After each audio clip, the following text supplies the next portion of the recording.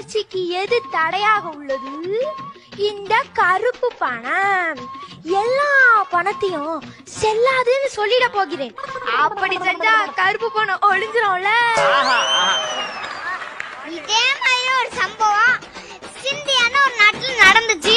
அந்த மன்னர் உங்களை மாதிரிதான் முட்டாள்தனமா பண்ணாரு. கருப்பு பணத்தை வச்சுட்டாரா?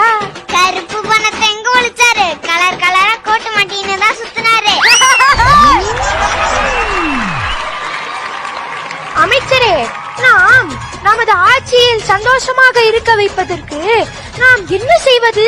நம்ம ஆட்சியில இல்லனால மக்கள் சந்தோஷமாக தான் இருந்திருப்பார்கள். என்ன சொன்னீங்க? மன்னமன்னா என்ன மன்னா? முன்பு அயல் நாட்டிடம் அடிமையாக இருந்தோம், இப்பொழுது அயல் நாட்டு நிறுவனங்களிடம் அடிமையாக இருக்கிறோம். மக்களின் குறைநிறைகளை கேட்டால் தானே. அமைச்சு, நான் இப்போதுதான் நகர்வலம் சென்று வந்தேன். அங்கே மக்கள் செல்ஃபி எடுத்துக்கொண்டும் ரீல்ஸ் போட்டுக்கொண்டும் வீலாக் செஞ்சு கொண்டும் சந்தோஷமாக தான் உள்ளனர்.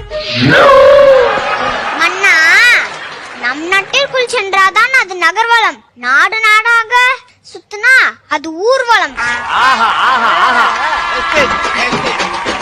அங்கே உங்கள் ஆட்சி இல்லை அல்லவா? அதனால் தான் மக்கள் சந்தோஷமாக இருந்திருப்பார்கள்.